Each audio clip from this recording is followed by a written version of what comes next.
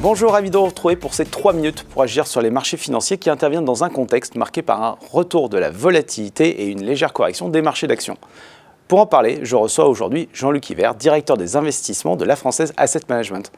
Bonjour Jean-Luc. Bonjour Alain Pierre. Alors Jean-Luc, je l'ai évoqué, début d'année marqué par une légère correction des marchés d'actions et en même temps une remontée des taux d'intérêt, de la volatilité dans le marché, ça faisait longtemps qu'on l'attendait. Comment voyez-vous ce début d'année et surtout, pensez-vous que ce mouvement est un mouvement ponctuel ou est amené à se prolonger dans le temps? Tout d'abord, ce qu'il faut garder en tête, c'est que, premièrement, la volatilité était sur des niveaux extrêmement bas et que cette volatilité a eu un mouvement exacerbé par rapport aux autres classes d'actifs. Ça veut dire quoi? Ça veut dire que le mouvement sur la volatilité est exagéré par rapport au mouvement qu'on a pu enregistrer sur d'autres classes d'actifs.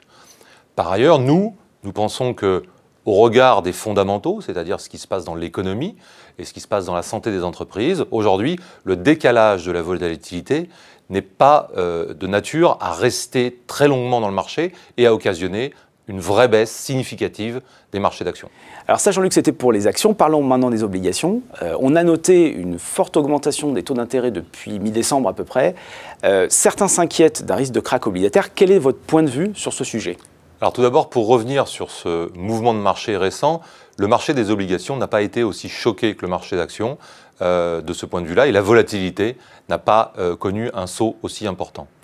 Deuxième point, certes, les taux ont monté, et selon nous, ils devraient continuer à monter, et cela est tout à fait justifié par l'économie globale, mondiale, dans les différentes zones, qui va pousser tout simplement chaque banque centrale à revoir sa politique, et à normaliser les taux d'intérêt au fur et à mesure, ce qui aura un impact sur les taux longs qui devraient continuer à monter selon nous en 2018, mais aujourd'hui nous ne prévoyons pas de krach obligataire.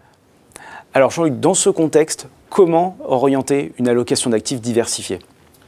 Alors premièrement, nous sommes positifs sur les marchés d'actions, principalement sur les marchés européens, ainsi que sur les marchés émergents. Nous sommes plus neutres sur les marchés américains et le marché japonais. Donc nous pensons que les fondamentaux économiques, dont j'ai parlé tout à l'heure, vont continuer à soutenir la valorisation des actions.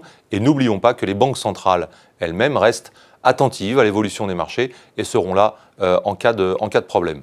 Sur la partie obligataire, nous pensons qu'il est toujours important de capter du rendement. Donc d'aller sur les classes d'actifs obligataires plus risquées pour capter du rendement, et toujours rester à l'écart des classes d'actifs obligataires d'État qui, même si les taux ont remonté récemment, n'offrent aucun potentiel de performance. Merci Jean-Luc. Merci. Confiance renouvelée dans les actifs risqués, actions et obligataires, c'est ce qu'il fallait retenir de ces 3 minutes pour agir sur les marchés financiers. Merci de votre attention et à très bientôt pour un nouveau numéro.